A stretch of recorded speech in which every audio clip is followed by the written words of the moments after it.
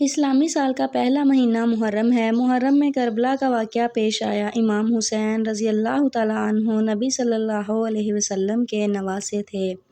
انہوں نے حق کا ساتھ دیا، یزید کی بیعت قبول نہ کی۔ وہ مدینہ سے روانہ ہوئے، پھر مکہ تشریف لے گئے۔ بعد میں عراق کی طرف سفر کیا۔ کربلا میں ان کا قافلہ رکا، وہاں پانی بند کر دیا گیا۔ اہل بیت کو سخت مشکلات پیش آئیں، کئی دن پیاس رہی۔ 10 محرم کو جنگ ہوئی۔ امام حسین رضی اللہ تعالیٰ عنہ کے ساتھی شہید ہوئے، ان کے خاندان کے افراد بھی شہید ہوئے۔ امام حسین رضی اللہ تعالیٰ عنہ نے صبر کیا، انہوں نے ظلم کے سامنے جھکنے سے انکار کیا۔ آخر کار وہ بھی شہید ہوئے۔ اس واقعے نے مسلمانوں کو غمگین کر دیا۔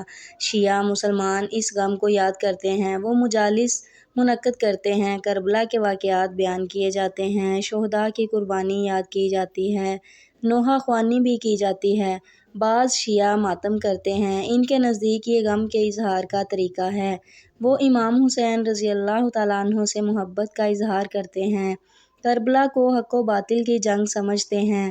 بچوں کو بھی یہ تاریخ سکھائی جاتی ہے، مجالس میں صبر کا درس دیا جاتا ہے، ظلم کے خلاف کھڑے ہونے کی بات کی جاتی ہے، وفاداری کی اہمیت بیان کی جاتی ہے، قربانی کا سبق دیا جاتا ہے، اہل بیت کی محبت بیان کی جاتی ہے۔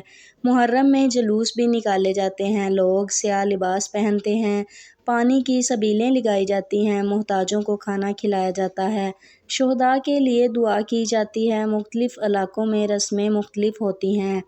تمام شیعہ ایک ہی طریقے سے ماتم نہیں کرتے، کچھ صرف مجالس میں شرکت کرتے ہیں، کچھ نوحہ خوانی کرتے ہیں، کچھ سینہ زنی بھی کرتے ہیں۔